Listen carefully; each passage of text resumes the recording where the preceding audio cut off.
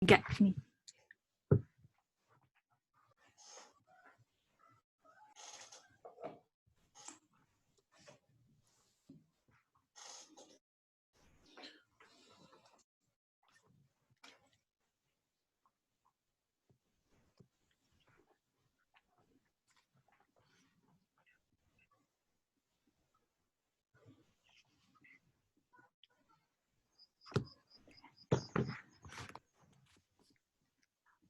Sudah ya ini.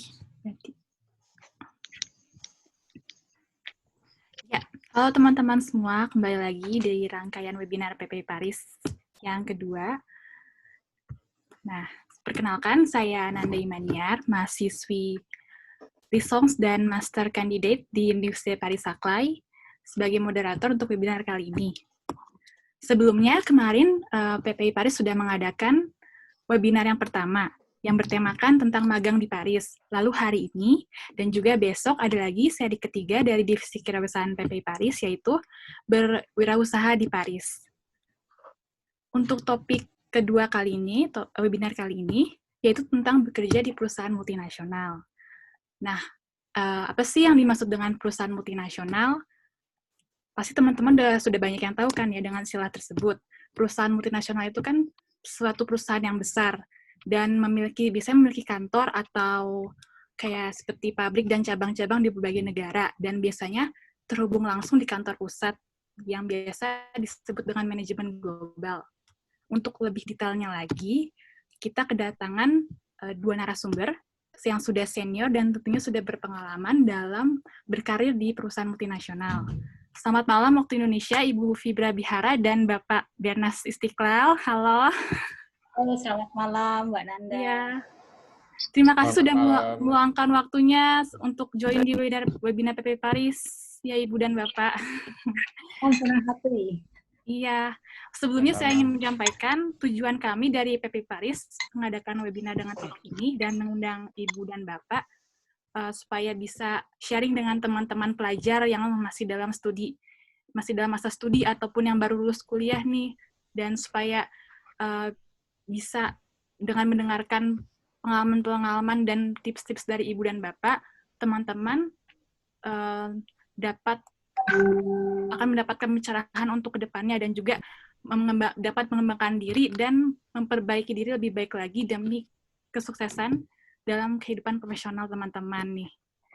Sebelumnya, saya ingin Ibu dan Bapak untuk menceritakan kepada kami ini pengalaman-pengalaman profesionalnya nih. Mungkin bisa dimulai dari Ibu Fibra Bihara nih, First Ladies dulu kayaknya. Ya, kan teman-teman di sini pasti sudah tidak asing lagi dengan produk Adidas nih ya. Pasti di sini ada yang Adidas Edik lah, yang suka membeli sneakersnya Adidas, segala macam. Yang Adidas ini kan produk asal Jerman ya, Ibu ya. Bisa diceritakan kepada kami awal mula karir Ibu gitu. Bisa mencapai top position level di perusahaan multinasional. Oke, terima kasih Mbak Nanda atas waktunya. Senang sekali bisa bersama teman-teman pelajar di Paris gitu ya. Ternyata ada banyak juga ya Nanda ya? Iya, banyak. Oke, so hari ini kan saya diminta oleh Mbak Nanda untuk cerita ya tentang pengalaman bekerja di multinational company. Saya sih bersyukur dari awal karir saya. Jadi sebagai pengenalan ya, saya itu background-nya tuh di human resource sebagai HR. Total pengalaman 20 tahun. Dan dari pertama kerja sampai terakhir itu saya konsisten di human resource, nggak pernah pindah-pindah gitu ya. Dan pengalaman saya itu memang dari awal sudah di perusahaan asing. Jadi 8 tahun karir saya itu di perusahaan Jepang. Kemudian setelah itu saya mulai masuk ke perusahaan yang dari berbagai macam negara. Jadi saya pernah di kayak part of conglomerate ya di Hong Kong, Jardine Matheson. Kemudian pernah juga di mining company, base-nya di Australia, tetapi dia global representation, jadi hampir di semua, karena dia perusahaan mining, perusahaan resources terbesar di dunia. Jadi di Happy Billiton itu Oh iya, perusahaan iya. perusahaan resources terbesar ini. Jadi saya waktu di perusahaan Jepang itu saya pernah di Dai Nippon Ink and Chemical, saya pernah di YKK, ya tahu ya resleting. Ya, Waikiki ya tahu. YKK, di YKK itu saya sebagai head of HR untuk fastening group. Jadi ada 3 company di bawah fastening group itu, saya head of HR-nya. Kemudian dari situ saya pindah ke grup Hero. Nah, Hero ini sebetulnya background-nya background-nya bukan multinational company, tapi pada saat itu dimiliki oleh Jardine Matheson gitu, yang based di Hong Kong gitu. Jadi di sini saya juga ada pengalaman menarik ketika saya biasa di multinational company, kemudian pindah ke perusahaan yang culture-nya itu adalah national company, ternyata nggak sama gitu. Itu pelajaran sangat menarik gitu ya. Nanti juga teman-teman mungkin bisa saya share gitu ya, apa sih bedanya gitu. Terus akhirnya saya balik lagi ke multinational company which is di BHP Billiton, dan terakhir saya 11 tahun di Adidas. Oh, lama juga ya ternyata di Adidas. Lama dari 20 tahun itu hampir separohnya ya itu di Adidas. So di Adidas saya pertama berkarir sebagai HR country, jadi head of HR untuk Indonesia. Setelah 3 tahun saya mendapatkan promosi untuk region Southeast Asia. Jadi waktu itu ada 5 negara di bawah Asia Tenggara ya, ada Indonesia, Vietnam, Thailand, Myanmar, Bangladesh gitu. Saya 3 tahun menjabat sebagai Southeast Asia Regional HR Head, kemudian saya mendapatkan expanding lagi menjadi 9 negara di bawah saya. Jadi ada 5 tadi ditambah India, Bangladesh, dan Sri Lanka. So, kira-kira 7 tahun lah ya saya berkarir sebagai regional head untuk HR. Per akhir tahun kemarin, Desember, saya memutuskan untuk pindah domain gitu ya, dari bekerja menjadi independen ya. Jadi saya mulai berprofesi sebagai coach trainer di tahun 2020 ini. Oh gitu. Ya di sini bisa lihat juga ya, Ibu ini kan pernah mengikuti program seperti Neurosemantics, NLP juga, terus ada Meta Coach dan sebagainya ya, Ibu. Jadi memang karena passion saya itu di people development, sejak 5 tahun yang lalu itu saya sudah mulai mengikuti program-program sertifikasi coach. Tapi waktu itu kan saya pakai untuk di kantor ya, jadi internal Adidas gitu.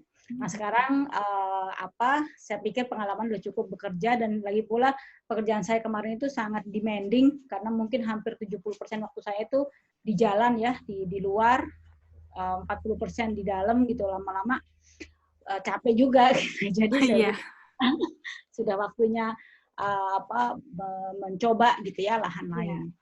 So mudah-mudahan dari pengalaman saya itu ada yang nanti bisa di-share berkenaan dengan bekerja di perusahaan. Bagaimana sih Anda berkarir sebagai multinational company gitu ya. Jadi saya juga benar Ibu. Apalagi kan Ibu kan wanita ya, menjadi career woman gitu ya. Sangat inspiratif sekali untuk perempuan-perempuan yang ingin berkarir gitu. Dan saya juga bersyukur gitu ya, walaupun saya pakai jilbab ini dari awal saya kerja, dari 20 tahun yang lalu gitu. Tapi jadi awal kerja tuh udah pakai jilbab saya. Tapi stigma orang bahwa kalau kita pakai jilbab gitu ya agak susah karirnya, itu sama sekali alhamdulillah nggak terjadi dengan saya. Tidak terjadi sama sekali diskriminasi atau apapun itu ya Bu ya. Nggak terjadi, dan itu membuktikan bahwa sebetulnya kalau kita memiliki kompetensi yang kuat, at the end of the day, result is the best politic gitu ya. Jadi when you are showing your result gitu ya, people nggak akan lihat lagi apa kamu dan siapa kamu gitu ya. Dia akan appreciate your credibility, your professionalism gitu. Baik, bagus sekali Ibu.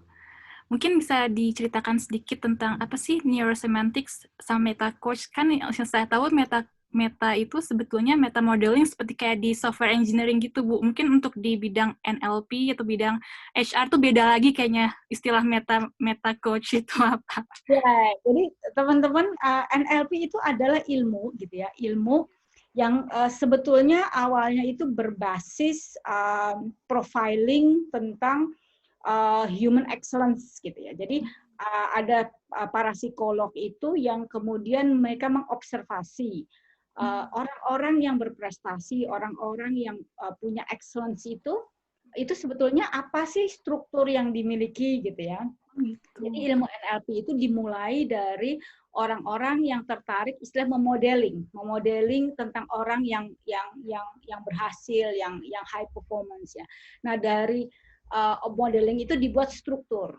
Nah, struktur itu yang disebut neuro linguistic program gitu ya, bahwa kita ini menjadi kita itu karena apa? Pikiran atau pemikiran yang kita masukkan ke dalam diri kita. Yang menarik dari manusia adalah kita kan komputer besar ya. Iya. Jadi sebenarnya kita itu memprogram diri kita gitu. Jadi apa yang kita lakukan hari ini itu adalah hasil program. Nah, menariknya program itu terjadi kadang-kadang kita sadar, kadang-kadang kita nggak sadar gitu ya.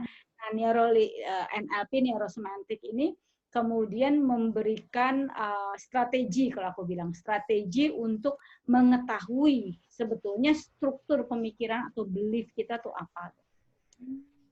Kalau teman-teman tertarik dengan NLP, mungkin bisa lihat di IG atau Facebook saya secara reguler mengadakan training leadership yang berbasis neurosemantik NLP gitu ya. Jadi nanti mungkin akan lebih kalau saya bilang akan lebih exciting untuk tahu lebih. Jadi neurosemantik tidak hanya untuk para eksekutif level aja ya Bu ya, tapi kayak dari level mahasiswa pun atau yang young profesional bisa ikutan ini training neurosemantik. Nah, justru saya lihat kalau dari awal sudah belajar, Anda akan curi start. Karena ini about mastering human excellence gitu. Gitu. Wah, informasi baru nih ternyata tentang neurosemantik. Menarik. Oke. Terima kasih Bu Fibra. Sekarang kita beralih ke narasumber kita yang kedua, ke Bapak Bernas Istiqlal. Oke, terima Bapak. kasih. Kedengar ya Nanda ya? Ya, sudah. Oke, terima kasih waktunya buat Nanda sama teman-teman. Ya, terima kasih juga untuk Bapak. Ya, sama teman-teman yang ada di PPI, yang ada di Paris atau dimanapun pada saat ini. Saya kira kehormatan buat saya malam ini bisa mungkin sharing pengalaman karena saya memang sama dengan Bu Fibra tadi, dari awal karir saya bekerja, dari mulai lulus kuliah, itu saya memang memulai karirnya semuanya di perusahaan multinasional. Dan itu sampai hari ini sudah jalan lebih dari 25 tahun ya. Jadi cukup lama ya yang saya jalanin. Dan saya juga tidak seagresif tadi Bu Fibra, saya juga berpindah-pindah, tapi tidak terlalu banyak perusahaan yang saya jalanin gitu. Nah, mungkin untuk saat pertamanya waktu saya baru lulus kuliah, saya kebetulan kuliahnya dari Indonesia, tidak seberuntung teman-teman yang saat ini ada di Paris yang bisa kuliah overseas. Saat itu saya benar-benar mimpi pengen kuliah overseas. Tapi in realita saat itu saya begitu lulus SMA, saya cuma diterimanya di Politeknik gitu, di Politeknik di Universitas Andalas gitu. Dan itu membuat saya cukup down gitu karena saya pikir pada saat itu ini saya mau ngapain gitu, saya mau apa jalannya sesudah ini gitu. Sehingga saya tidak pernah bisa fokus menjalankan kuliah itu dan di hati saya cuma pengen selalu kuliah keluar dari sana nyari sesuatu yang lebih baik gitu. Ya pada kenyataannya saya emang akhirnya cuma 1 semester kuliah di sana dan saya lebih fokus lagi untuk ngikutin ujian berikutnya sehingga saya bisa keterima masuk di Gadjah Mada, di Universitas Gadjah Mada, dan saya bisa ngambil jurusan yang sebenarnya waktu itu saya lebih arahnya men-challenge diri saya gitu, men-stress diri saya. Saya pikir saya harus ngambil jurusan yang paling sulit, yang kira-kira orang nggak bisa masuk. Dan saya ambil pada saat itu adalah jurusan teknik nuklir. Wah. Pasti sangat nggak favorable dan teknik sangat nuklir. Menarik gitu. Iya. Karena saya pikir ini pasti udah yang paling sulit gitu di saat tahun 90-an gitu. Itu sesuatu hal yang sangat luar biasa gitu. Dan luckily saya bisa masuk kuliah di sana. Terus saya kuliah di sana selama beberapa tahun, 5 tahunan lebih gitu. Waktu saya lulus, saya kaget sendiri sama diri saya gitu. Saya mau ngapain gini dengan lulus di sini, terus kira-kira saya mau kerja di mana gitu loh. Dan yang saya lihat, dan yang saya pelajari dari diri saya mungkin nggak mau mengalami pengalaman yang sama yang dialami oleh kedua orang tua saya, yang mereka berakhir jadi pegawai negeri.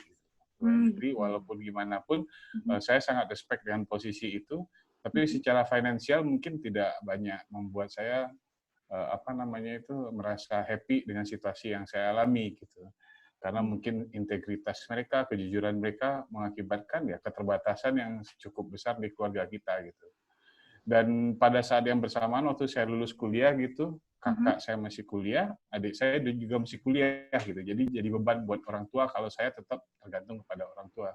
Jadi orientasi saya begitu lulus kuliah itu cuma ada pada saat itu sebagai lulusan teknik nuklir untuk bekerja di Batan gitu.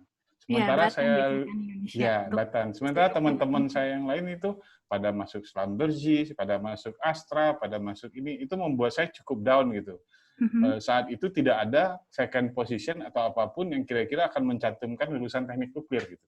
Jadi beneran membuat saya cukup shock gitu. Saya merasa sukses satu sisi bisa ngambil posisi atau bagian yang paling sulit di kuliah saya, tapi satu sisi lain saya terperangkap di situasi yang cukup dilematik buat saya. Nah di situ saya mulai bangkit, saya mulai apapun jenis opening pada saat itu pekerjaan vacant position untuk fresh graduate saya jalanin semuanya. Dan akhirnya saya, singkat cerita, saya bisa masuk di salah satu perusahaan multinasional, perusahaan yang berbasis di Amerika. Kelihatannya sih keren ya, namanya itu di situ Duplo Daniel gitu. Ya, saya kerja ditempatkan di proyek-proyek mereka, ada di Python, ada di Irian Jaya, ada di mana gitu. Kelihatannya namanya keren, kayaknya bagus. Tapi kalau dilihat gitu, pada saat awal saya kerja gitu, saya sebenarnya cukup kaget gitu, karena peer saya, teman kerja saya rata-rata ada yang lulusan STM dari Cilacap, ada yang lulusan ini, itu teman-teman saya bahkan atasan saya gitu. Jadi membuat saya cukup shock gitu. Tapi by the way karena itu perusahaan multinasional, kerjanya di tempat yang sulit, dari sisi income saya sangat terbantu gitu. Dan buat saya itu orientasi saya pada saat itu, begitu saya kuliah, pokoknya tujuan saya sebelum saya berkeluarga, saya harus kumpulkan uang sebanyak mungkin. Jadi apapun kesulitannya, bagaimanapun kondisinya saya jalani. Dan saya happy, kompensasinya secara finansial sangat bagus buat saya gitu.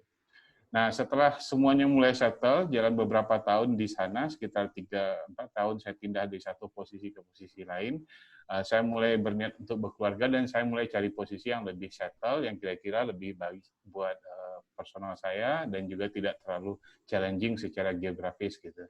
Dan saya masuk ke Philip Morris Indonesia. Philip Morris perusahaan yang bergerak memproduksi rokok Marlboro. Saya bertahan cukup lama di sana, di Marlboro, di Philip Morris. Saya ngelakuin banyak proyek, masang mesin, ekspansi, termasuk akuisisi Sampurna pada saat itu. Dan saya pada saat tahun 2007, setelah akuisisi dari Sampurna, saya memutuskan untuk ngambil early retirement karena saya punya option lain untuk kerja di tempat yang pada saat itu menurut saya lebih baik karena produksinya adalah air gitu, bukan rokok. Gitu. Karena rokok gimana pun sedikit banyaknya finansialnya oke, tapi dalam batin saya tetap ada challenge yang nggak berhenti-berhenti.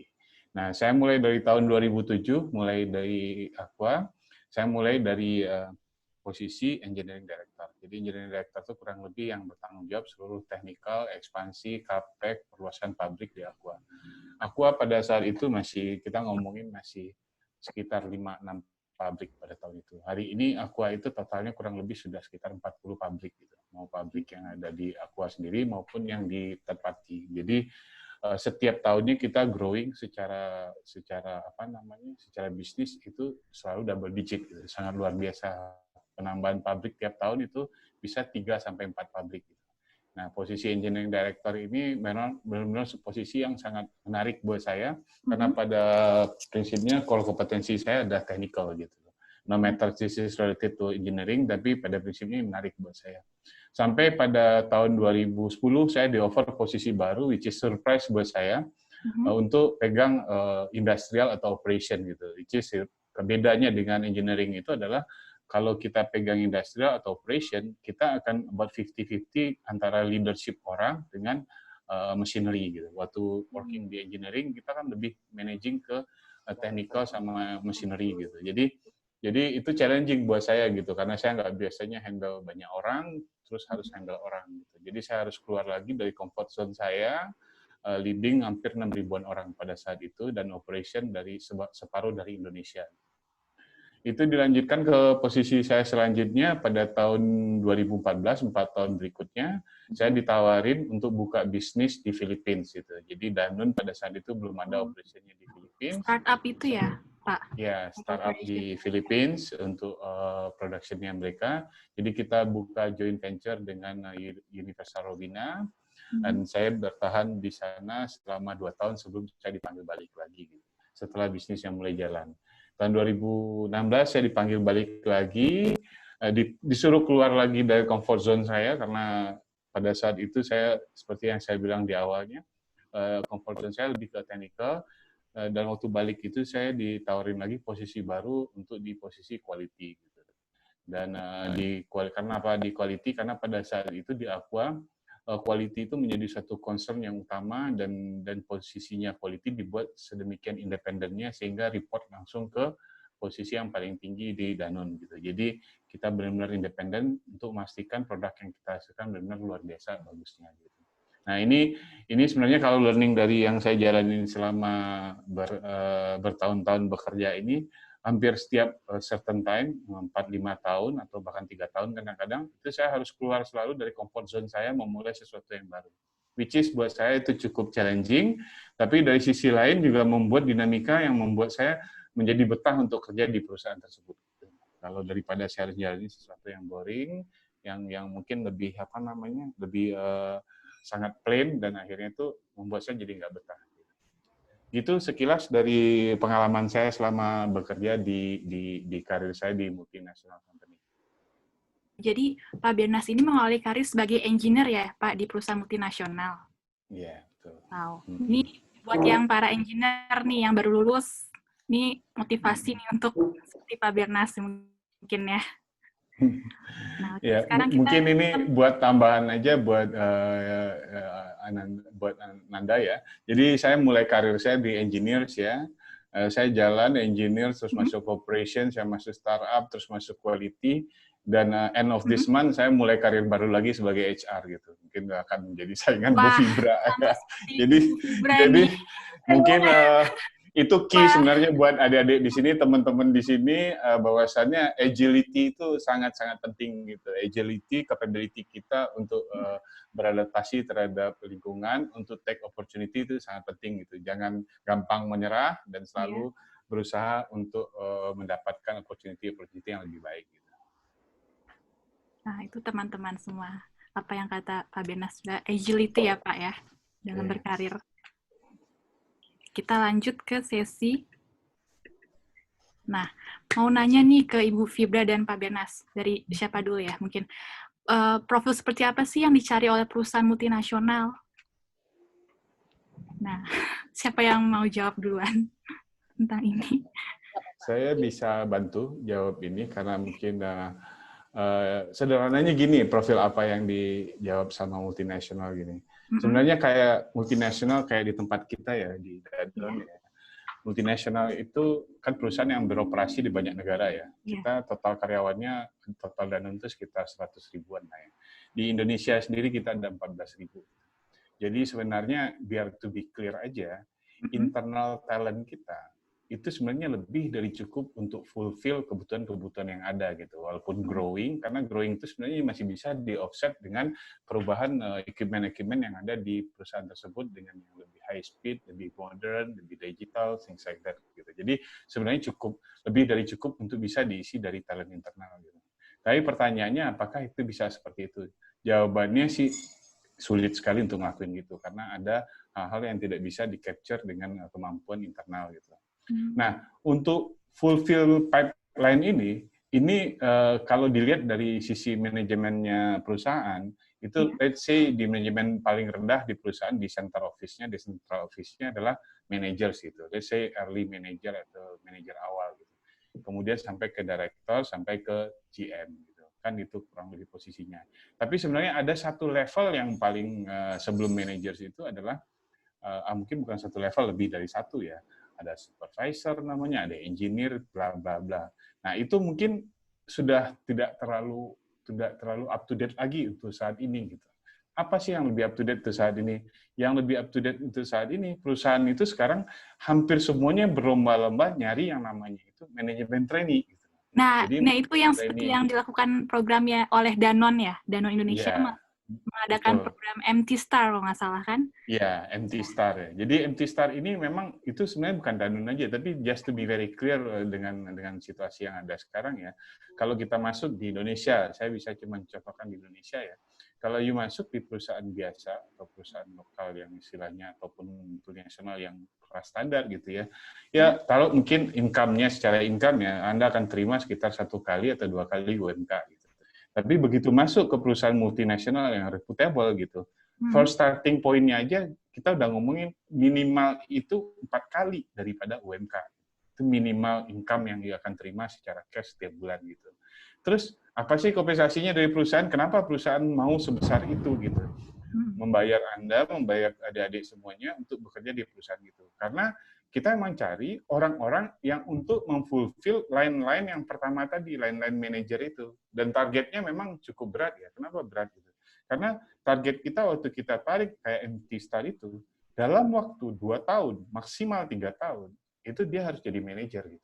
Which is kalau you ikut pattern normal dari managers, itu will take about 9 to 10 years lah, baru akan sampai di posisi itu. Sementara tren sekarang, kita semuanya speed up gitu. Boleh dibilang setelah 2 tahun itu, kita bilang ke mereka, take it or leave it gitu. Kalau you bisa speed up untuk menjadi seorang manajer yang menurut kriteria kita sudah masuk, kamu akan langsung jadi manajer, which is kompensasinya, opportunity-nya jauh lebih besar. Kalau enggak, kita at the same time juga akan carikan jalan lain sehingga kita bilang sama mereka, this is not the right place for you. Jadi ini adalah menurut saya suatu shortcut yang mungkin sangat menarik buat teman-teman kuliah saya ini gitu. Nah, pertanyaannya, gimana caranya supaya bisa masuk MT? Itu mungkin beberapa dari teman-teman di sini juga sudah tahu gimana sih caranya masuk di MT itu. Karena sebenarnya MT itu sendiri seleksinya sangat ketat ya, cukup ketat. Kita sendiri punya MT yang MT Star untuk lokal Indonesia, untuk internasional segala macam, untuk termasuk yang untuk cross worldwide gitu. Kita punya program kayak gitu. Dan itu nggak bisa kayak kita belajar mobil gitu. Hari ini kita belajar, besok langsung tahu caranya gimana jadi MT gitu. Jadi semuanya emang harus diasah mulai dari kuliah ini gitu. Harus dilatih dari mulai kuliah ini, karena waktu seleksinya kita akan masuk ke session-session di mana mungkin cuma paper selection, tapi habis itu ada psikotes, habis itu ada dialog, habis itu semua attitude, semua kemampuan kita akan diuji dan dipastikan semuanya adalah cocok dengan profil yang kita cari gitu.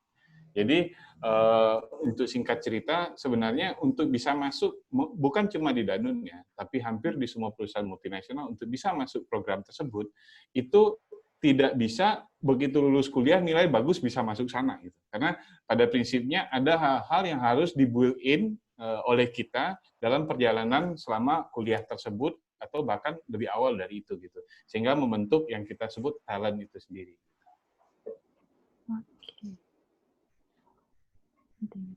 Kalau untuk dari Adidas sendiri, Bu, waktu pas Ibu. Ya, jadi secara umum yang disampaikan oleh Pak Bernas tadi sangat tepat gitu ya, bahwa untuk multinational company itu mereka punya standar tersendiri gitu ya dalam merekrut orang. Dan memang kalau di Adidas itu kita ada tiga channel gitu. Jadi channel pertama itu adalah regular recruitment gitu ya. Jadi regular recruitment itu apa ya? Ada open position, kita mau fill cepat dari eksternal gitu ya. Dan yang kedua ada yang disebut kita sebutnya kayak sama kayak MT, tapi kita nggak nyebutnya sebagai MT gitu ya. Kita sebutnya functional trainee program gitu ya. Jadi karena itu adalah kita mau develop orang itu menjadi expert gitu ya di bidang tertentu, which is programnya 18 bulan gitu ya. Tapi itu fast track. Means setelah itu selesai, dia bisa ditempatkan at least sebagai manager atau asisten manager tergantung kemampuannya. Yang satunya lagi kita sebutnya global trainee program. Jadi memang global trainee program ini dia punya kualifikasi yang dia akan fit untuk masuk ke global career exposure gitu. Nah, secara prinsip apapun ya program yang akan diikuti itu memang ada satu standar kualifikasi, aku bilang gitu ya, untuk bisa diterima di perusahaan global yang reputable gitu ya. Yang pertama adalah organizational experience gitu ya. Jadi orang-orang yang melamar kemudian dia punya experience untuk berorganisasi gitu ya, atau mungkin kalau pernah magang atau pernah bekerja dalam proyek gitu ya, itu akan menjadi nilai jual gitu ya. Karena apa? Karena perusahaan-perusahaan multinasional yang reputable ini dia itu karakteristiknya adalah fast pace, cepat. Jadi kalau kemudian karyawan masuk dan mereka gagap terhadap environment di organisasi, itu akan tidak akan lancar lah gitu ya prosesnya. Yang kedua adalah cross cultural experience. Jadi ini exposure. Jadi cross cultural exposure ini menjadi juga penting. Artinya kalau ada dua CV, yang satu ada cross cultural exposure, yang satu enggak, pasti yang cross cultural exposure ini akan menjadi pertimbangan. Jadi otomatis teman-teman yang di sini, karena Anda sudah sekolah di Perancis, paling tidak Anda sudah pegang itu gitu ya. Tinggal nanti bagaimana ditunjukkan bahwa memang you are learning from that cross cultural environment gitu ya. Dan yang ketiga adalah cultural fit. Nah ini penting banget teman-teman. Jadi tergantung dirimu mau melamar kemana gitu, itu ada certain culture gitu ya. Jadi kalau Adidas mau hire orang gitu ya, kemudian yang di hire itu kelihatan lemes, nggak fit gitu ya, itu namanya cultural fit-nya nggak terjadi gitu. Jadi it's very important untuk kita itu sebelum kita masuk perusahaan itu untuk mengerti kira-kira tipe orang seperti apa yang diharapkan gitu, orang yang dinamis atau orang yang mungkin kalau kita masuk ke McKinsey gitu ya, BCG consultant, mungkin fit culture-nya agak beda sama ketika melamar di perusahaan makanan atau perusahaan rokok atau sekarang perusahaan Adidas, perusahaan olahraga. Jadi cultural fit ini akan jadi satu poin gitu ya. Nah, yang lain itu adalah yang berhubungan dengan soft skill gitu ya. Jadi itu tadi adalah background, exposure, experience, yang satu lagi adalah skills. Nah, skill ini apa gitu? Saya sih melihat tadi Pak Bernas kan juga cerita background-nya nuklir tapi bisa diterima gitu ya sebagai engineering. Secara prinsip perusahaan itu memang seperti itu gitu. Kita tidak terlalu rigid terhadap apa sih background kamu. Tapi yang kita akan lihat adalah what is your transferable skills, ya. Means kalau kita punya skill yang itu bisa dipakai di pekerjaan tertentu, that's fine gitu. Sehingga kalau kita ngomong tentang management trainee, kita ngomong tentang people come from the university ya directly gitu ya, maka yang akan dipentingkan adalah mindset-nya dia gitu ya. Jadi having a growth mindset gitu. Aku nggak tahu teman-teman tahu nggak growth mindset itu apa. Jadi growth mindset itu adalah bahwa kita punya mindset bahwa ketika terjadi kesulitan dalam proses itu adalah peluang pertumbuhan, gitu ya. Jadi nanti dari pertanyaan-pertanyaan tentang gimana kamu manage your challenges in your life gitu ya, how you respond to that, itu akan menunjukkan apakah kamu punya fixed mindset atau kamu growth mindset. Jadi kalau pengen baca, ini bukunya ada nih tentang growth mindset, coba aja dibaca gitu ya, how important it is gitu ya. Terus yang soft skill lain yang juga sangat kritikal adalah interpersonal skill dan problem solving gitu ya. Karena ini interpersonal skill itu kan berarti gimana kita punya kemampuan memahami emosi orang lain, berinteraksi gitu ya, problem solving, gimana kita memecahkan masalah gitu. Jadi ini menjadi sebuah modal penting bagi karyawan gitu ya yang ingin masuk. Dan saya bicara ini dalam standar internasional ya, saya global kayak apa Adidas lah ya gitu ya, global reputable company gitu. Itu having dua ini tuh harus gitu, karena kalau enggak maka prosesnya tidak akan mudah gitu ya. Nah yang lain gitu yang akan juga menjadi apa sih apa kalau saya bilang keuntungan ya yang akan membuat Anda stand out among others itulah ketika Anda itu bisa nunjukin what is your vision to future. Vision to future. Jadi orang-orang yang punya kemampuan melihat ke depan, tahu apa yang dia mau gitu, dia akan stand out. Compare sama orang yang ya terserahlah apa aja, aduh saya juga nggak tahu musim saya mau ngapain gitu ya. Itu akan off ya, conversation-nya akan off gitu. Itu bisa di interview session ya, Ibu? Iya, biasanya ada pertanyaan seperti selalu ada. Exactly. Dalam conversation, dalam Anda mempresent diri Anda itu akan terrefleksi gitu ya. Dari Anda menjawab pertanyaan juga. So the other thing gitu ya, yang juga mungkin bisa dicatat gitu ya buat teman-teman adalah when you are really want to join with the big reputable company gitu ya, excitement, confident, but at the same time showing that you are humble enough and you are a team player itu very critical.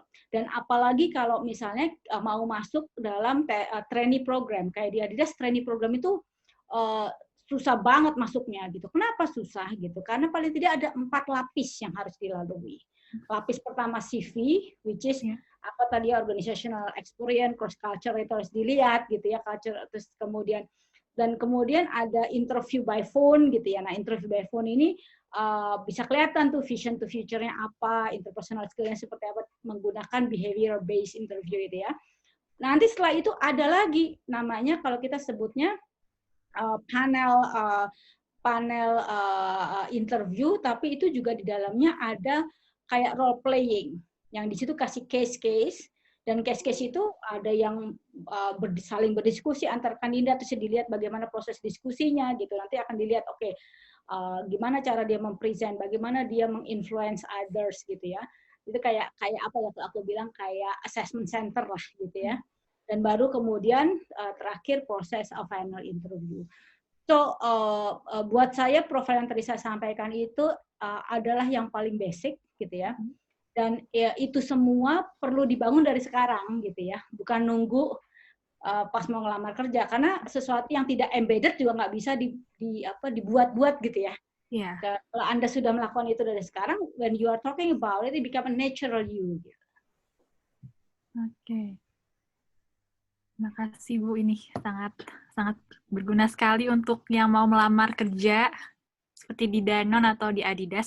Ngomong-ngomong Bu, untuk yang Adidas Sourcing Limited ini berkantor pusat di Jakarta kah atau di luar negeri? Oke, jadi saya cerita sedikit tentang Adidas ya. Jadi Adidas itu adalah perusahaan global gitu ya, yang sebetulnya memang foundernya tuh di Jerman gitu ya, tapi sebagai global company dia punya headquarter tuh di beberapa negara. Jadi ada headquarter yang di Jerman, tapi ada juga headquarter yang di Amerika, ada juga headquarter yang di Cina gitu ya. Ada juga di Hong Kong gitu. Nah, secara organisasi Adidas itu dibagi dua, Ananda. Satu marketing and sales is one big division, and satu lagi global operation gitu. Nah, yang global operation ini headquarternya di Hong Kong. Yang marketing and sales ini headquarternya di Jerman gitu ya. Nah, saya Sourcing Limited itu adalah under global operation. Kalau teman-teman nanya, apa sih Bu Fibra bedanya antara marketing sales and global operation? Kalau marketing and sales itu adalah yang urusannya sama marketing dan sales ya, it's a self-explanatory. Tapi global operation itu adalah yang ngurusin the rest of it. bikin produknya, ngedesainnya, akhirnya make the product ready to go to the market gitu ya. Jadi kalau ditanya di mana Bu Fibra headquarter Adidas ada banyak, ada yang di Portland, ada yang di ada di Portland, ada di Jerman gitu ya, ada di Hong Kong gitu. Tapi yang untuk global operation itu di Hong Kong. Ada di Jerman kayak belah gitu, ada di Jerman sama Hong Kong. Tapi kalau sourcing tempat saya berada itu headquarter di Hong Kong. Oh, di Hong Kong. Nah, kalau untuk Danone sendiri nih, Pak Bernas, kan disebutkan di sini kan Danone Aqua. Itu berarti maksudnya ada akuisisi Aqua oleh Danone gitu kan ya, Pak? Tadinya Aqua sendiri itu perusahaannya Indonesia atau gimana? Oke. Air minum Aqua. Oke, mungkin mulai dari Danone-nya sendiri ya. Danone perusahaan yang basisnya ada di Prancis ya. Saat ini kita ada bergerak di 3 divisi ya. Yang pertama divisinya itu ada yang namanya ELN gitu, atau Early Nutrition Life ya. Berikutnya kita juga punya divisi lain yang lebih sederhananya disebut dengan dairy gitu. Itu yang biasa bikin yogurt di Eropa gitu. Kemudian ada divisi lainnya namanya waters dan beverage gitu. Nah, Aqua sendiri termasuk di divisi ini, waters and beverage gitu. Nah, semuanya berpusat di Paris ya. Kemudian di Indonesia, Aqua sendiri sebenarnya adalah local company yang berdiri pada tahun 1973 gitu. Terus pada awalnya Aqua itu berkembang sebagai family business dan pada akhir tahun 90-an itu diakuisisi oleh Danone.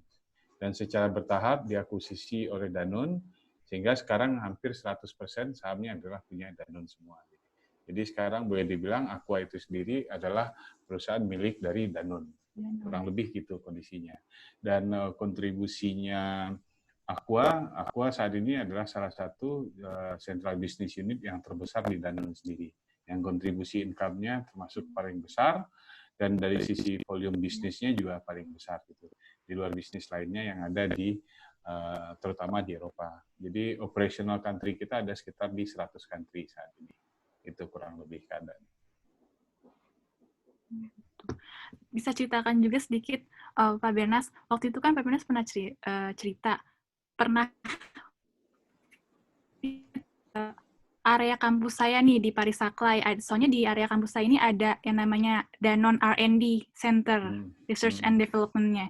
Itu visitnya itu bertujuan untuk apa ya kira-kira pas ada di R&D Center itu? Apa sebagai visit untuk kayak studi atau apa, semacam research atau apa gitu, Pak Bernas ke sana? Oke. Penasaran juga saya. Jadi kebetulan kan di function saya di quality ya, quality and food safety tepatnya. Kita tuh kan sangat erat hubungannya dengan 3 posisi di Aqua itu. Yang pertama adalah posisi R&I dan operation. Yang kedua otomatis dengan marketing gitu. Karena memang Aqua terutama dan Danone secara umumnya jualannya sebenarnya bukan jualan produk, tapi jualan quality. Gitu. Jadi kita jual itu benar-benar quality dari produknya gitu. Jadi alasan orang untuk beli produk itu satu-satunya cuma harusnya quality, karena kita nggak sangat banyak kompetitor yang ada di market gitu. Jadi kalau saat ini di Indonesia Aqua itu market share-nya itu lebih dari 50-60% gitu, ya alasannya sampai saat ini yang kita pertahankan adalah kualitasnya. Nah, untuk quality R&I itu semuanya basisnya ada di setiap operationalnya dan juga ada di centernya sendiri. Nah, tempat yang saya visit di Paris itu adalah tempat di mana center R&I-nya. Jadi kita melakukan banyak riset di sana karena selain dari perusahaan yang berusaha untuk tetap mendeliver objektif yang kita inginkan, tapi kita juga selain quality, kita juga tetap ingin menjadikan perusahaan itu menjadi, let's say, what I call it, pioneer di market gitu. Jadi kita selalu pengen di depan, selalu menciptakan inovasi-inovasi, karena persaingan yang ada di market itu sangat berat gitu, sangat berat, dan tanpa inovasi kita nggak bisa jalan gitu. Demikian juga quality gitu. Dengan tanpa mempertahankan quality-nya yang bagus, kita nggak bisa jalan. Nah, ini menjadi core business buat si Danone ini sendiri. Jadi core business dalam artian selain sales marketing, quality, R&I ini adalah fokus utama buat kita untuk pengembangan produk-produk yang ke depan. Bukan cuma produk untuk hari ini, tapi apalagi kita sangat erat hubungannya dengan plastic packaging gitu. Jadi plastic packaging ini kan sangat besar challenge-nya saat ini gitu. Jadi gimana caranya supaya kita bisa survive dan memberikan compromise yang baik terhadap environment dan lingkungan yang ada di sekitar kita terhadap packaging yang kita gunakan. Jadi ini jadi fokus utama. Jadi saya kira itu alasan banyak dari tim yang ada di business unit untuk bekerja sama dengan center R&I, center quality yang ada di Paris. Oh, begitu, Pak. Ya. Sekarang saya tahu. Jadi kalau misalnya contoh seperti Aqua gitu ya, Iya. Aqua kita develop lokal di sini gitu. Apa yang kita develop itu? Misalnya botol yang kita sebut botol Aqualife. Aqualife itu adalah botol yang dibuat 100% dari recycle plastik gitu. Jadi kalau ada concern sekarang penggunaan single plastic use, jawaban kita di Aqua saat ini kita sudah punya produk yang pertama di Indonesia, hampir di dunia juga, yang memang bisa 100% dibuat dari botol-botol daur ulang. Dan yang lebih menariknya buat Aqua, kita bukan cuma beli plastik daur ulangnya dari market. Kita mulai prosesnya mulai dari pengumpulan, dari pengumpulan sampah di RDU namanya. Kemudian plastik-plastik ini bukan cuma dari brand Aqua, tapi dari brand lainnya. Kita kumpulin semuanya, terus kita proses, kita bersihin, dan kita jadikan lagi botol baru. Jadi itu berasal dari 100% recycle plastik. Gitu. Nah hal kayak gini, ini menurut saya itu yang kita sebut pioneering yang dilakukan oleh kita yang hampir ya untuk menjawab tantangan dari consumer, dari lingkungan, dari environment, gimana kita bersikap terhadap challenge plastik saat ini. Gitu. Kalau nggak salah nama program itu Sehat Aqua ya Pak ya? Kalau Sehat Aqua itu lebih ke kontribusi yang dilakukan terhadap penyediaan air bersih ke masyarakat. Beda dengan kalau yang saya maksud tadi ini lebih ke sustainability project yang kita lakukan, kita sebut dengan goodness company gitu. Jadi kita berusaha menjadi social responsible company gitu. Jadi bertanggung jawab terhadap plastic waste yang kita produce di tempat kita gitu. Jadi memang skalanya saat ini belum begitu besar karena masih awal. Tapi target kita tahun 2025 seluruh plastik kita sudah menggunakan 100% plastik recycle.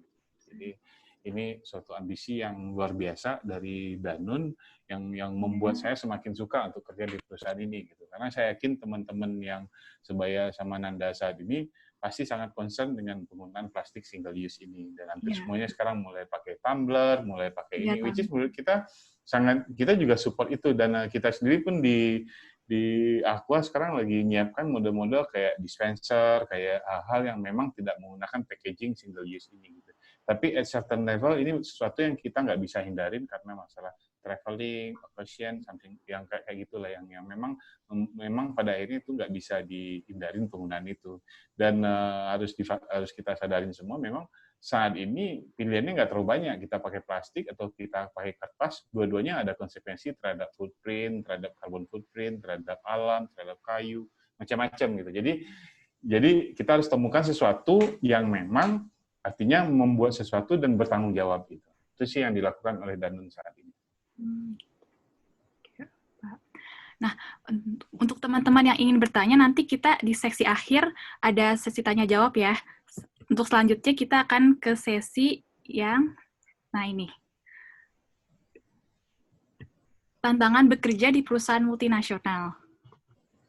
Siapa yang ingin menjawab dulu? Saya bisa kasih ini sendiri ya, lebih kepada general. Iya. Nanti Mas bisa tambahkan dalam konteks yang lebih spesifik gitu di Danone. Tapi general gitu, karena saya pindah-pindah perusahaan gitu ya. Kan di multinational company itu, dan tadi saya bilang saya pernah satu period itu bekerja di perusahaan yang culture-nya itu lebih kepada nasional, itu memang ternyata tidak sama gitu ya. Nah, kesamaannya apa multinational company itu gitu ya. Yang pertama yang saya experience itu adalah fast pace. Jadi pace-nya cepat sekali gitu ya. Sehingga orang-orang yang ada di perusahaan multinasional ini, dia akan merasakan perubahan yang terus-menerus. Jadi kalau saya sering bilang gini, kalau ada sistem baru, baru aja gua ngerti, udah ganti. Gitu ya. Udah ganti aja. Jadi baru ngerti udah ganti gitu. Dan Kebijakan perusahaan gitu ya, Bu ya? Dan ada teknologi dari perusahaannya sendiri juga. Iya, ada sistem gitu ya. Itu once I mastering something, change. Jadi saya tuh kayak selalu jadi orang yang, kalau aku bilangnya beginner's mind. Jadi selalu harus siap gitu dengan kayak kelas akselerasi gitu ya istilahnya ya, Bu ya? Ya, jadi memang kenapa seperti itu? Karena memang respon perusahaan terhadap dunia luar itu kan perlu sangat cepat. Dan akhirnya orang-orang di dalam itu perlu memiliki kemampuan untuk ngikutin gitu ya. Jadi change is a normal gitu ya. Yang nggak normal itu yang kalau nggak change malah gitu ya. Jadi itu pertama, fast pace ya. Jadi kalau kita tidak bisa ngikutin, mungkin kita tidak akan survive gitu ya. Yang kedua, diverse environment gitu ya. Saya beruntung, saya masuk ke perusahaan yang benar-benar mengakui diversity gitu ya. Jadi bagaimana kemudian kita respect terhadap perbedaan dan kita menggunakan perbedaan itu sebagai advantage, bukan sebagai problem atau konflik gitu ya. Nah, apalagi ketika saya bekerja di Adidas, itu yang paling diverse ya, karena itu benar-benar truly global company gitu. Itu dalam satu organisasi kita bisa bekerja dengan 18 nationality. So 18 nationality itu kan they came from different background, way of thinking gitu ya. Bagaimana tuh kemudian kita membangun respect dan menggunakan diversity itu sebagai apa? Sebagai peluang gitu. Tapi ini bisa jadi challenge gitu ya, karena saya ingat banget gitu ya waktu saya pertama kali kerja sama orang Prancis, kemudian saya kerja sama orang Jerman, itu beda banget sama orang Eropa padahal ya. Iya beda banget memang, Jerman dan Prancis tuh. Jadi saya bilang sama-sama putih tapi beda banget gitu ya, beda approach-nya, beda ininya gitu. Kemudian dari orang Amerika lagi, it's totally different gitu ya. Jadi sama-sama putih tapi sebetulnya sangat berbeda gitu. Kita bisa ketemu orang dari India, kita ketemu orang dari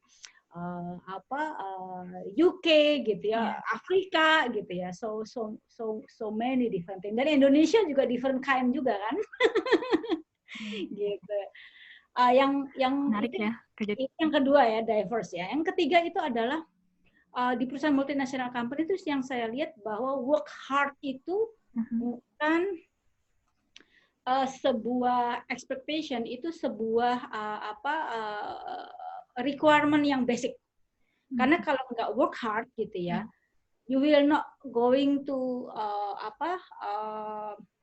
menguasainya, nggak akan mastering itu gitu. Sehingga kombinasi work hard dan work smart ini kombinasi yang penting gitu. Jadi kalau ada teman-teman yang suka bilang nggak usah work hard, work smart aja gitu ya. Saya khawatir itu akan memberikan mental shock gitu ya. Karena work hard ini kan artinya apa? Artinya Anda punya kemampuan extra mile. Diminta 1, mampu ngasih 3. Ya, jadi kalau orang nggak work, kalau orang mau extra mile nggak work hard, saya nggak ngerti deh gimana caranya tuh, gitu ya. Jadi kalau untuk sukses di multinational company, memang Anda akan dituntut untuk bekerja keras gitu. Dan bekerja smart, karena kalau keras doang tapi nggak menghasilkan berarti nggak smart, juga nggak ada gunanya gitu ya. 50-50 ya, jadi work smart, work hard juga gitu ya. Nah, jadi 50-50 itu 200%. Jadi 100% work smart, 100% work hard gitu ya. 100% work hard, 100% work smart, jadi 200% gitu. Wow. Kemudian yang terakhir ini high competition but high collaboration. Dan ini skill yang saya pikir langkah-langkah gimana gitu ya. Karena orang yang high competition kadang-kadang dia kesulitan berkolaborasi. Ya. Nah, apa sih yang dimaksud dengan high competition? High competition itu adalah drive untuk dia selalu melakukan yang terbaik gitu loh. Jadi melakukan benchmark, kemudian melakukan, oke, kalau itu saya bisa apa, saya bisa apa. Tapi at the same time, dia adalah orang yang mampu berkolaborasi. Karena apa? Kalau cuman high competition dan high collaboration, bisa-bisa dia hanya akan jadi apa sih bottleneck gitu ya di organisasi karena terlalu ego gitu ya. So 4 itu tadi yang saya pikir challenges yang secara umum saya alami ya di multinational company. Baik, oke. Mungkin dari Pak Bernas ada ini masukan? Kayaknya semua sudah diborong sama Bu Fibra ya. Begitu.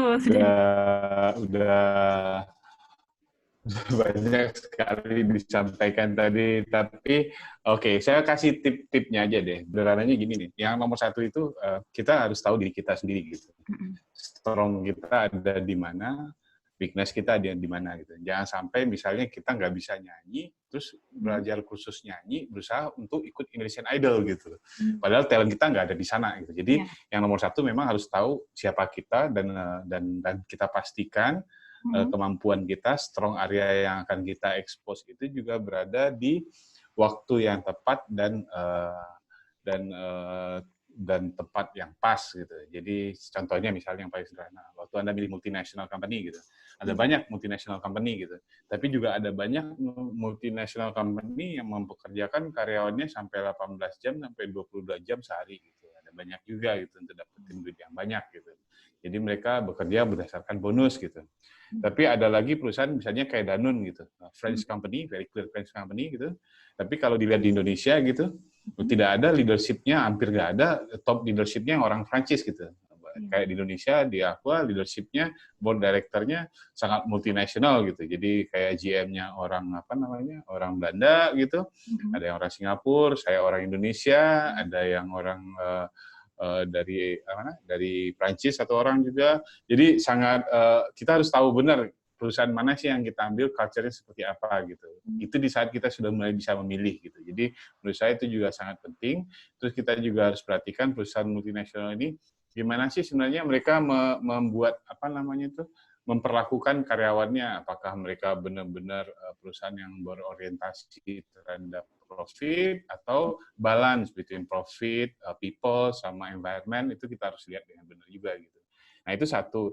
Jadi yang kedua yang harus kita perhatikan gitu adalah sebagai individual kita sendiri harus berusaha gitu, berusaha untuk meng-create opportunity buat diri kita gitu. Jadi bukan cuma sekedar pada saat kayak kita jadi entrepreneur itu kita harus create opportunity, enggak. Tapi contohnya gini nih, gimana waktu pada saat kita bekerja atau bahkan pada saat kuliah ini kita bisa jadi visible gitu. Visible dalam artian bisa direcognize oleh orang, punya confident level, dan itu sesuatu hal yang tadi seperti yang saya juga highlight, Bu Fibra juga highlight, itu bukan sesuatu yang overnight gitu. You have to start doing it from now gitu, to be visible gitu.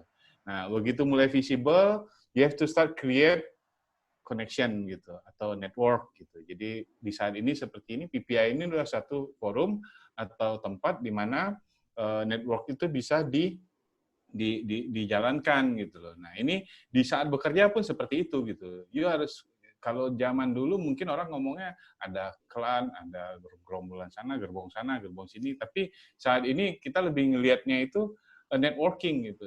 Networking itu sesuatu hal yang tidak bisa kita ignoring begitu aja. Memang itu kenyataannya salah satu yang mensupport kita untuk bisa growing di tempat bekerja gitu.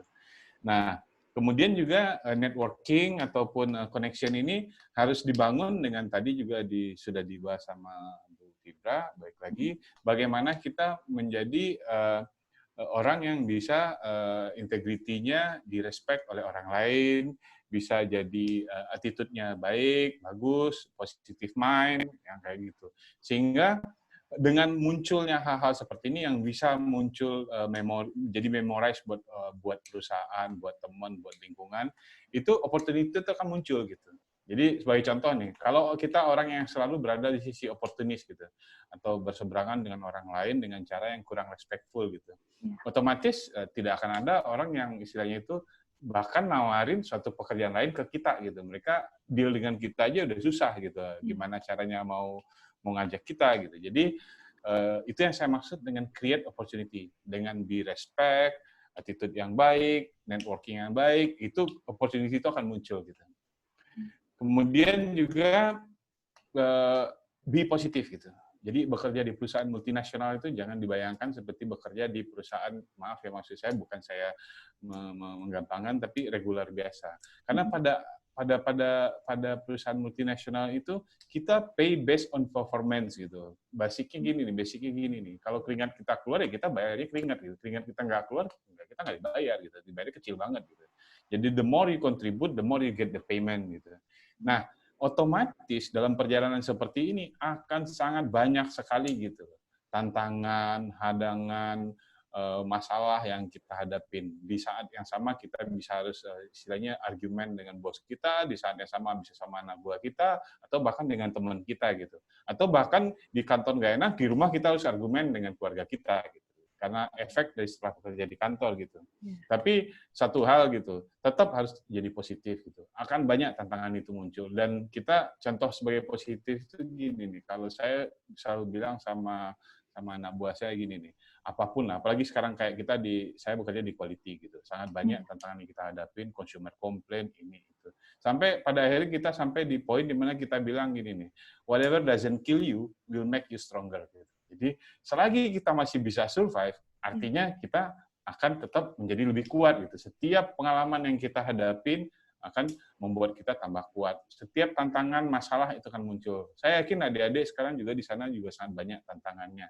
Kayak nggak bisa lulus mata pelajaran ini, segala macam. Tapi satu hal lain lagi yang perlu dipahamin untuk menjadi positif itu, di setiap masalah yang ada, pasti ada opportunity-nya. Di setiap tantangan yang ada, pasti ada kesempatan yang kita harus raih. Dan ini harus dilatih dari sekarang. Saya berkali-kali nekenin, saya kira juga Bu Fibra juga sama, ini satu hal yang tidak bisa dibangun overnight, harus dimulai dari kuliah saat ini. Nah, yang terakhir, yang tadi pernah saya singgung dari awal, balik lagi masalah agility. Bagaimana can-do attitude, bagaimana willing to do new things, bagaimana learning, doing something new, itu menjadi bagian dari culture kita. Kita harus terus melakukan hal itu, karena kalau enggak, boleh dibilang, you nggak akan survive gitu, akan kelindes. Kayak saya sekarang umur 50 tahun ya, saya berhadapan dengan talent-talent yang umurnya baru cuma 20 tahun, 23 tahun, nah bawah 30 tahun, mereka energi luar biasa, segala macam. Kalau saya nggak kalah kreatif ya, saya ya istilahnya akan ini. Jadi no matter what is your age, everything, setiap saat kita harus selalu agile gitu, harus tetap berpikiran positif. Dan yang terakhir sekali yaitu tadi, jangan lupa untuk selalu berdoa, selalu berharap, selalu bermimpi. Karena tanpa doa, bermimpi, semua hidup itu nggak akan bisa berjalan dengan baik. Gitu. Karena yang memotivasi kita adalah doa kita, mimpi kita. Gitu. Itu sih yang bisa saya sampaikan. Oke. Terima kasih. Kita lanjut ke sesi berikutnya ya, Ibu, Bapak. Nah. Ini, keuntungan bekerja di perusahaan multinasional. Pasti ada keuntungannya kan pasti, Ibu dan Bapak, selama bekerja di perusahaan multinasional. Entah itu dapat training di negara asal perusahaan tersebut, atau apa, segala macam lah. Skill yang didapat juga. Dan kalau pengalaman saya nih teman-teman, dengan bekerja di multinational company, satu hal yang akhirnya saya lihat, saya build gitu ya dalam diri saya adalah saya punya global mindset. Jadi kemampuan untuk melihat sesuatu secara luas, secara global gitu ya, itu menjadi bagian dari keseharian gitu, dan itu membentuk kita gitu ya. Yang kedua, saya ngelihat kalau di multinational company tadi kayak Pak Benas sudah bilang gitu kan, kalau you do more, you get more gitu ya. Jadi multinational company itu kebanyakan perusahaan yang self-driven career. Self-driven career itu apa? Anda yang menentukan karir Anda, bukan atasan Anda. So if you know what you want gitu ya, terus kemudian kita memastikan kita ada di track yang kita inginkan, kemudian berdasarkan mungkin counseling gitu ya dengan atasan, dengan HR, terus Anda mengerti gitu ya, oh kalau saya ingin berkarir A, what kind of skill yang saya harus punya gitu ya, what kind of experience yang saya harus punya. Di multinational company itu open untuk hal itu. Jadi it depend on you. Kalau kamunya lemes atau pasif gitu ya, which is tadi Pak Bernas bagus banget tuh bilang tentang visibility gitu kan, bahwa buat orang tahu siapa kamu gitu ya, apa yang kamu bisa gitu, dan kita juga tahu gitu ya apa yang kita nggak bisa. Jadi kita punya humility gitu ya, punya kerendahan hati untuk oh ya saya nggak tahu, saya perlu belajar gitu ya. So self-driven career ini yang saya appreciate dengan bekerja di multinational company. Misalnya kayak saya gitu kan, saya dulu kayak punya mimpi aja gitu ya, jadi regional head gitu, kayak apa sih kayaknya kok keren bener gitu ya. Yeah. Ternyata kejadian gitu ya, dan saya juga lebih bisa ya gitu. Itu kan karena self-driven career tadi gitu. Yang kedua adalah global career opportunity gitu ya. Saya pikir ini yang akhirnya membuat perjalanan karir di multinational company itu menjadi exciting gitu ya. Karena dunianya luas gitu. Yang terakhir, which is tadi Pak Bernas sudah sampaikan gitu ya, performance based gitu. Buat saya teman-teman, bekerja ketika itu performance based itu sangat fair. Karena apa? Karena yang kita berikan itulah yang kemudian akan di reward gitu ya. Saya jujur aja gitu ya, ketika saya pindah ke perusahaan yang bukan multinational company, saya merasakan sendiri bahwa tidak semua perusahaan itu performance based gitu. Banyak yang relationship based gitu ya. Dan itu juga saya nggak bilang salah atau benar ya. Tapi buat saya lebih comfortable bekerja di performance base. Karena apa? Karena saya bisa jadi diri terbaik saya gitu. Dan saya tidak merasa bahwa itu salah. Gitu. So itu yang saya pikir the benefit of working in multinational company. Mungkin selain itu adalah ya tadi kemampuan berbahasa asing kita menjadi terdevelop gitu ya. Wawasan kita menjadi terdevelop gitu. Tapi buat saya yang tadi itu yang paling menyenangkan. Untuk Pak Bernas mungkin? Oke, sekali lagi kayaknya sudah diborong sama Bu Fibra semua ya. Jadi saya cuma lagi-lagi saya meng-highlight aja sederhananya. Yeah. Saya be realistik aja ya. Nomor satu buat saya sih kenapa di multinasional be realistik is income. Income-nya udah jelas itu berbeda. Yeah. Sangat berbeda dengan local company, karena apa? Berbedanya bukan cuma berbeda, karena perusahaan multinasional itu selalu membandingkan, selalu ngambil benchmark dari market, dari mana-mana, untuk menentukan posisi mereka waktu membayar gaji karyawan. Gitu. Jadi bisa dipastikan kita harusnya dalam kondisi fair. Terus mereka punya program kayak retention employee, apapun dilakukan untuk membuat suasana itu semuanya jadi fair in term of income, gitu, in term of benefit. Gitu. Nah, jadi sisi itu menurut saya yang saya mohon maaf, saya nggak pernah bekerja di local company atau jadi pegawai negeri, saya nggak bisa ini, tapi saya bisa bandingin di antara lingkungan saya gitu. Itu sangat kelihatan bahwasannya dari sisi income itu significantly different gitu. Yang kedua tadi sudah dibahas sama Bu Fibra, itu balik lagi performance base ya. Performance base itu menurut saya subjectivity-nya sangat rendah gitu. Kita benar-benar apa yang kita lakukan self-driven tadi yang disampaikan Bu Fibra itu sangat benar gitu. Self-controlling, self-driven, semuanya kita punya punya ruang untuk menginikan kita gitu. Yang ketiga adalah yang paling penting itu opportunity dan exposure gitu. Dengan multinasional, opportunity kita sangat besar gitu untuk bisa terekspos di different position, different career, different country, different things gitu. Karena di local company itu mungkin nggak bisa dilakukan karena keterbatasan dari size bisnisnya. Di tempat kita punya, dan buat sederhana aja ya, contohnya kayak di Danone di Indonesia dia paling sederhana. Gitu. Bahkan hari ini kerja di Danone, 2 tahun, 3 tahun keluar gitu, 5 tahun lagi, 3 tahun lagi balik lagi juga nggak begitu masalah gitu. Mereka terima aja, accept aja selagi itu fair gitu, nggak ada masalah gitu. Tapi yang banyak case-nya malah kayak saya dulu, kerja di Indonesia, terus dikirim ekspatriat, balik ke Indonesia lagi nggak ada masalah. Tapi satu hal yang menurut saya menarik gitu, seperti kayak di Danone gitu, kita punya semacam guideline gitu ya. Everybody itu has to be in the same position maksimum 4 tahun gitu. Jadi preferable-nya cuma 2 tahun. 2 tahun in the same position, kemudian maksimum 4 tahun gitu. Kalau 4 tahun itu kita masih di posisi yang sama gitu. Nah, itu artinya ada yang salah gitu. Apa kita yang salah, apa organisasi yang salah, pasti ada yang salah. Dan kontrol-kontrol seperti ini selalu ada kalau di multinational company gitu. Dan kalau dan sangat tipis hubungannya dengan ini gitu. Kebalikannya gitu, kalau kita nggak perform gitu, kita akan sangat gampang tereliminasi gitu. Karena memang parameter mereka itu juga seperti itu, clear dan firm gitu. Jadi kalau tidak perform, konsekuensinya you akan dapat konsekuensi ya istrinya mungkin berbagai macam cara yang bisa dilakukan oleh mereka gitu, apa sesuai dengan hukum gitu. Tapi pada prinsipnya akan tereliminasi. Gitu. Baiklah. Oke. Mungkin nih kayak ada pertanyaan kali ya dari teman-teman. Mungkin ada yang mau nanya. Tadi siapa yang mau nanya?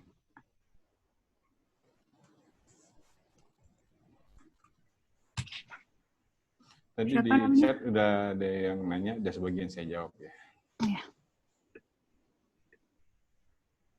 Ini ada Mbak Dinda kayaknya tanya nih Mbak Nanda ya. Ya. Pertanyaannya, bagaimana cara terbaik to create opportunity di saat kita memiliki waktu yang sempit untuk beradaptasi? Maksudnya opportunity apa nih ya? Mungkin bisa diaktifkan mikrofonnya. Tadi siapa? Mbak Dinda ya? Mbak Dinda. Mungkin mana yang Mbak?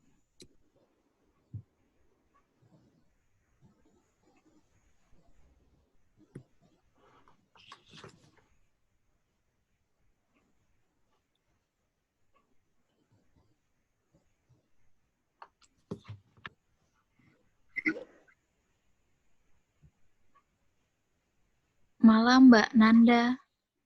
Ya. Ini boleh langsung tanya lewat speaker kah? Boleh kok. Bisa langsung juga dari speaker juga. Di mikrofon juga. Nggak apa-apa. Oh, oke. Selamat malam Ibu Fibra dan Pak Bernas. Sebelumnya terima kasih untuk materinya, benar-benar informatif banget.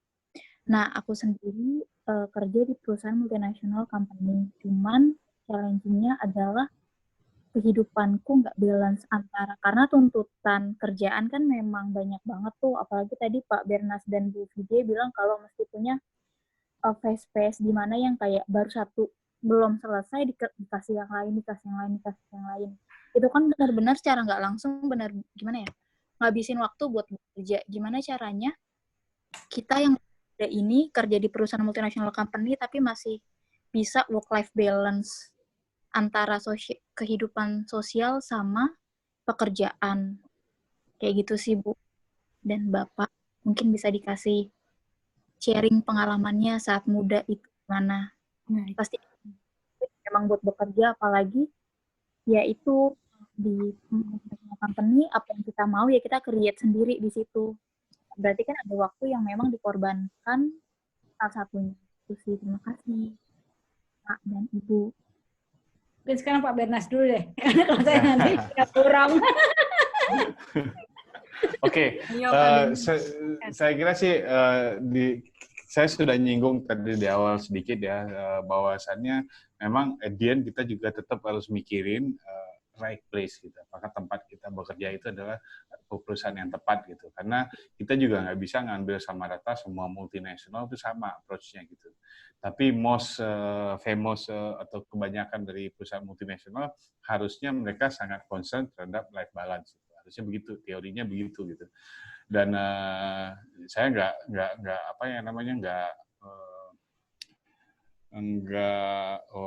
diskriminatif, tapi it may not the case for Japanese company, misalnya kayak gitu. Mungkin sangat berbeda gitu. Japanese company mereka punya konsep misalnya membayar orang sekecil-kecilnya, terus begitu orang itu kerja sebanyak-banyaknya, dia jadi banyak gitu. Jadi basic salary-nya sangat rendah, mereka mengharapkan orang bekerja overtime to get more income gitu. Nah itu kita harus tahu nih kita. Jadi nggak cuma sekedar bilang multinasional bagus gitu, tapi we have to know where we are. Itu nomor satu. Yang nomor dua sih sebenarnya ada keuntungan dari multinasional.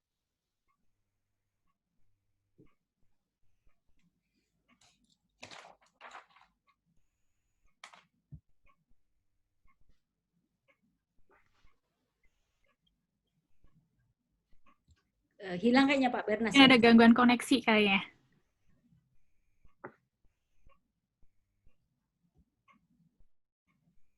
Apa Bu Fibra mau melanjutkan dulu sementara? Takutnya nanti kepotong malu Pak Potong. Oke ya, keputus ya. Iya, kayaknya terganggu di koneksinya Pak Bernas. Oke, kalau mungkin dari saya jawabannya gini, Mbak siapa temannya Mbak Elisa ya? Erika ya tadi ya? Elisa. Iya. Jadi gini, sebetulnya yang disampaikan oleh Pak Bernas tadi sangat benar gitu ya. Ada perusahaan-perusahaan yang memang memvalue work-life balance, ada yang tidak gitu.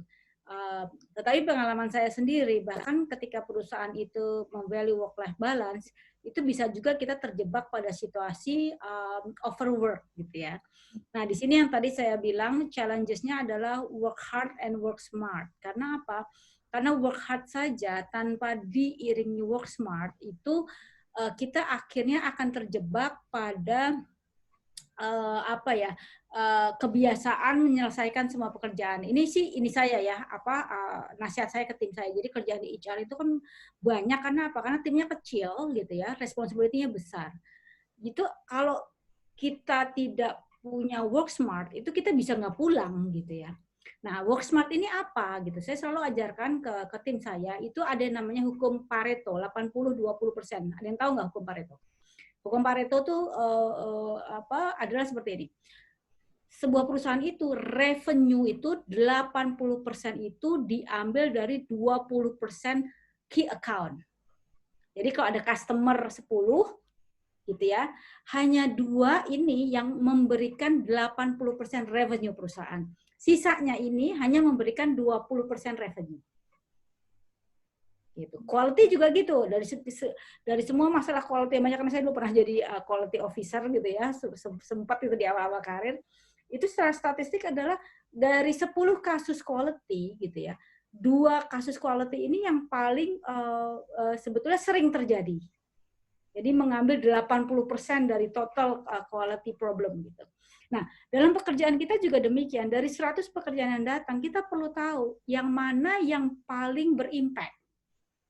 Gitu. Jadi kita bisa berkata, oke, saya kerjakan yang paling berimpact, yang tidak berimpact ini saya perlu lakukan dengan cara yang berbeda. So, teman-teman, kalau Anda ingin berkarir di multinational company, kemampuan kita melihat 20% pekerjaan yang paling impactful dan mencurahkan tenaga di sana, kemudian yang sisanya itu kita perlu mencari solusi, itu kita akan survive tanpa kita istilahnya membiarkan diri kita berada pada kehidupan yang tidak balance. Karena yang tidak balance ini nggak akan sustain. Jadi kamu mau kerja sampai berapa jam sehari gitu kan, dan berapa lama kamu akan melakukan hal itu. Of course, saya sendiri dalam pekerjaan saya ada kadang-kadang masa tertentu saya harus bekerja sangat banyak. Tapi itu nggak terus-menerus gitu. Itu kayak peak and valley aja gitu ya. Gitu. Tetapi bagaimana kita tahu persis batasan diri kita, oke, ini it is not me gitu ya, dan memilih perusahaan yang tepat itu sangat-sangat sangat-sangat penting. Kalau saya di Adidas itu saya beruntung, kenapa saya paling lama di sana gitu ya, karena itu perusahaan memang buat saya itu environment-nya, culture-nya itu fit gitu ya. Salah satunya apa? Mereka kalau jam 5 udah kelar kerjaan, mereka pulang tanpa rasa bersalah, nggak apa-apa. bos-bos itu rata-rata jam 5 udah pulang. Waktu saya kerja di perusahaan Jepang, jangan ngimpi. Saya 8 tahun di perusahaan Jepang kan. Itu bos itu jam 10, 11 itu baru pulang. Pagi-pagi jam 7 udah di kantor. Gue juga bingung kapan tidurnya tadi ya. Kayaknya perusahaan Jepang terkenal sangat ini ya, benar-benar. Ya itu culture ya, itu culture yang memang mereka sudah embedded itu gitu. Tetapi kan kita punya our own values gitu ya.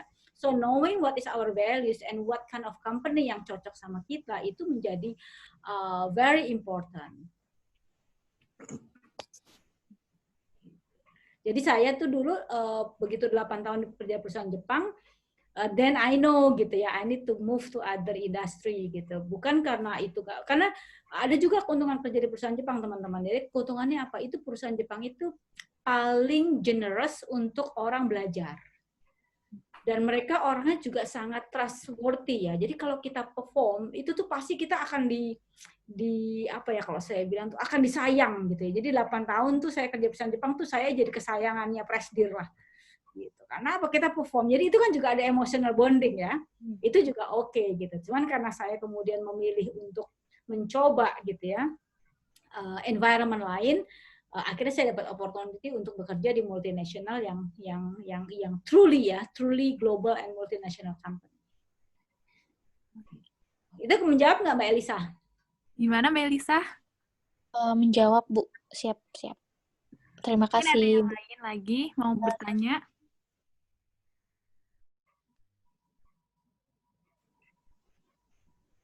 Ada lagi? Ini Mbak Dida udah menjawab pertanyaan saya tuh ya. Jadi kan pertanyaannya adalah to create opportunity adalah untuk memberikan yang terbaik pada perusahaan ketika gitu ya waktunya sempit untuk beradaptasi. So teman-teman gitu ya, buat saya seperti ini. Ketika kita punya namanya agility, tadi Pak Bernas juga ngomong tuh tentang agility. Ketika kita punya kemampuan berubah, beradaptasi dengan cepat gitu ya, itu peluang keberhasilan itu lebih besar daripada mereka yang stuck sama condition lama gitu. Jadi kalau buat saya create opportunity itu bukan sesuatu yang Anda perlu pikirkan secara sengaja gitu. Jadi create opportunity akan datang dengan sendirinya. Ketika apa? Ketika kita just adapt gitu. Nah, memang adaptasi ini adalah muscle ya, adalah otot gitu ya. Otot yang perlu kamu bangun dari sekarang. Caranya gimana sih membangun? Kalau Mbak Nanda nih, apa sih cara yang paling dekat sama kita untuk change our muscle? Supaya jadi agile. Gimana Ibu? Apa yang bisa kita lakukan untuk mentraining gitu ya muscle kita? Muscle apa? Otot muscle. Untuk kita menjadi agile person. Mungkin kita harus sering exercise gitu, Bu. Exercise. Dalam konteks apa? Dalam konteks misalnya untuk apa nih? Untuk fisik kah atau untuk ini kita? Agility itu mental ya. Mental. Kita harus bisa belajar dari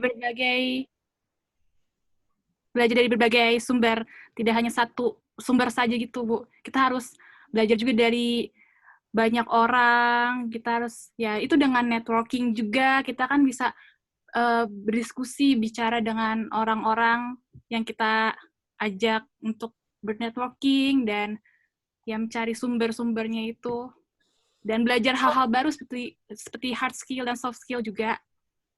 Itu exactly what you are saying itu, Nanda, adalah yang paling penting. Ketika kita terbiasa belajar hal-hal lain dengan mudah, gitu ya, itu sebetulnya kita sedang mentraining agility muscle kita. Itu satu. Yang kedua, saya pikir teman-teman yang di sini mendapatkan keuntungan dengan hidup overseas ya, karena hidup overseas itu Anda pasti diminta untuk beradaptasi ya dengan cepat kan, menerima hal-hal yang dulu kok kayak gini sekarang menjadi normal gitu ya. Jadi itu adalah agility muscle kita. Sehingga ketika tadi perubahannya cepat, itu kita nggak usah create opportunity, kita just adapt, learn, perform gitu. Adapt, learn, perform, udah aja gitu. Itu akan dengan sendirinya akan create opportunity.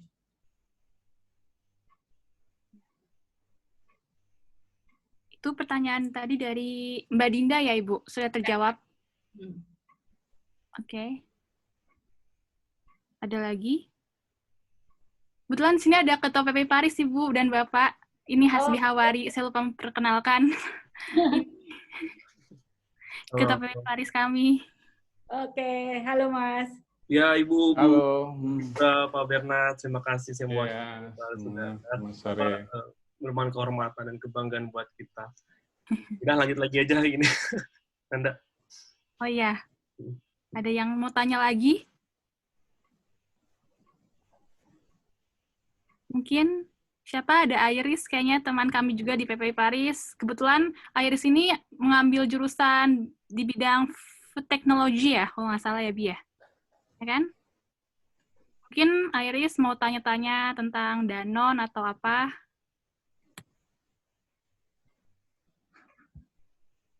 Ada siapa lagi?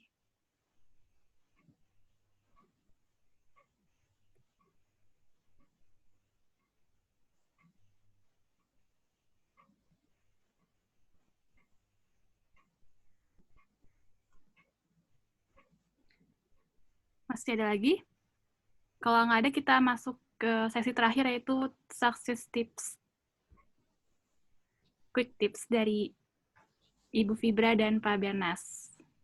Gimana? Mungkin monggo Pak Bernas dulu. Ya, Tadi hilang saya, Kak. Ya, dari saya sih sebenarnya tipnya saya sih ya hampir semua yang saya sampaikan tadi benar-benar real tips gitu, reality yang saya hadapin sehari-hari gitu ya. Saya mau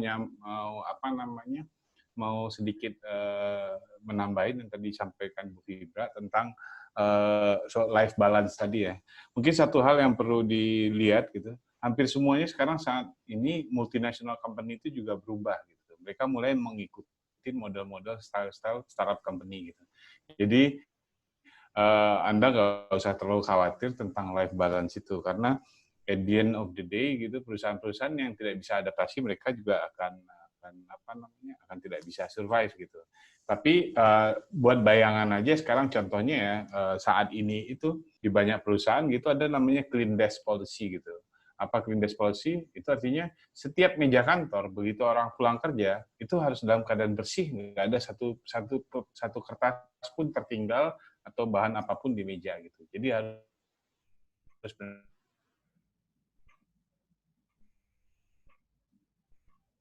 mensiasati.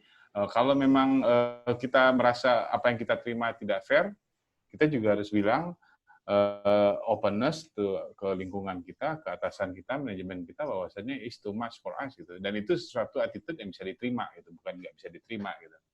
Ini tips yang nomor 1. Jadi openness itu sangat penting. Yang kedua, yang terakhir gitu, yang tetap saya tekanin dari awal, balik lagi tadi diulang-ulang, agility. And agility not built overnight gitu. Jadi you have to start from now gitu. Harus mulai banyak, harus mulai melakukan sesuatu gitu ya. Mungkin bisa dimulai dengan magang, bisa dimulai dengan ikut seminar segala macam yang akan membentuk suatu mindset yang positif gitu. Oke, dari saya mungkin itu aja sih. Saya kira yang lain sudah disampaikan tadi. Terima kasih. Oke. Dari saya mungkin hanya beberapa pointers aja gitu ya, yang saya pikir, dan ini sering saya sampaikan ke rekan-rekan karyawan gitu yang melakukan konsultasi gitu kan ke saya, apa ya Bu ya caranya supaya aku tuh cepat gitu ya, karirnya progres segala macam. Saya selalu bilang sama teman-teman itu adalah pertama show confidence and humility gitu. Jadi confident dan humility ini tuh jadi satu teman-teman. Apa gitu? Kalau kita tahu kita bisa, kita perlu mampu berani nunjukin saya bisa. Tapi at the same time kita juga punya karakter di mana ketika kita diajarin, ketika kita diberitahu, itu kita sangat appreciate gitu ya. Kita sangat open gitu ya. So if you have this gitu ya, maka yang namanya visibility, likability gitu ya, karena likability itu adalah bagian juga yang mengantar kita untuk naik ke karir berikutnya, itu very important. Yang kedua adalah ini yang very very critical teman-teman, communication skill. Dan ketika kita bilang communication itu bukan sekedar berkata-kata, tapi bagaimana kamu mengemas idea dan pikiran kamu sehingga orang lain mengerti dengan mudah. Gitu. Dan communication ini bisa berupa written, bisa berupa verbal, tetapi saya melihat orang-orang yang mampu berkomunikasi secara kuat, terutama kalau di perusahaan multinational company, presentasi itu menjadi salah satu critical point. So if you can present things gitu ya dengan convincing, jelas, concise gitu ya, maka you will nail gitu ya people trust gitu ya mengenai siapa Anda. Yang ketiga, tadi kita udah ngobrol tentang beginner's mind. Beginner's mind apa? Tadi yang saya bilang agility. Agility itu salah satu kualitasnya adalah kita punya kayak orang baru belajar gitu. Jadi penuh curiosity, penuh penuh keterbukaan gitu. Penuh excitement gitu ya untuk belajar hal yang baru. Yang agile tadi Pak Bernas bolak-balik ngomong karena memang that's it ya. That's it. Kalau kerja di multinational company, you are going to have a lot of changes along the way dan itu adalah normal. Gitu ya. Yang kedua, ini mungkin bisa dilakukan dari sekarang adalah persisten. Persisten tuh ulet ya. Karena gini teman-teman, saya sering melihat banyak trainee itu akhirnya nggak kuat tuh ya untuk terus meniti karirnya. Karena apa? Karena mereka merasa pekerjaan yang mereka lakukan itu pekerjaan yang tidak berarti. Mereka pengen buru-buru ada di pekerjaan yang penting. Pengen buru-buru ada di pekerjaan yang menurut mereka adalah yang sesuai dengan mereka. Padahal ketika kita membangun karir, kebanyakan perjalanan kita itu adalah investment di awal. Which is apa? Kelihatannya progressing-nya nggak terlalu signifikan gitu. Tapi once kita ikutin proses ini, ada titik yang aku sebut tipping point gitu ya. Jadi titik itu kena langsung cepet gitu ya. Nah ini persisten ini yang anak-anak milenial terutama sekarang gitu, itu sering mungkin melihat itu sebagai sesuatu yang kok nggak ada yang lebih cepat gitu. Jadi persisten gitu ya terhadap apa yang Anda ingin kejar itu menjadi satu hal juga yang akan membuat Anda sukses gitu ya. Yang terakhir, perbanyak pengalaman gitu. Tadi Pak Bernas sudah ngomong juga nih, try to do a lot of things. Karena apa? When you are learning by doing gitu ya, itu dalam development teori itu adalah 70% impact-nya. Daripada Anda di training itu hanya 10%, exposure itu 20%, tapi 70% itu apa? Knowledge itu akan ada dalam tubuh Anda gitu ya. So itu tips dari saya, dan ini tips yang biasanya saya memang sampaikan ke teman-teman, ke talent-talent muda gitu ya, ke generasi muda yang ya eager gitu ya to be excel in the company.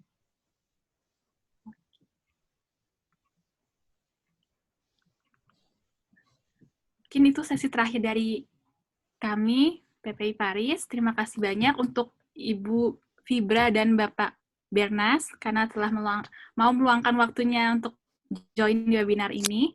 Mungkin nanti ada sertifikat ya, Bi, dari Adikbud KBRI Paris. Mungkin nanti akan dikirim ke Ibu dan Bapak. Dan terima kasih juga untuk teman-teman atas partisipasinya untuk mau join di webinar Divisi Kewirausahaan PPI Paris yang kedua ini. Besok masih ada lagi untuk teman-teman yang ingin jadi entrepreneur dan ingin membangun usaha di Paris, bisa join besok di webinar kami yang ketiga. Oke, kalau gitu, terima kasih semua teman-teman. Terima kasih Bu dan Bapak, ketemu lagi. Ya. Sampai ketemu. Bye. Bye. Terima kasih Bu Fibra juga. Terima kasih. Thank you. Thank you.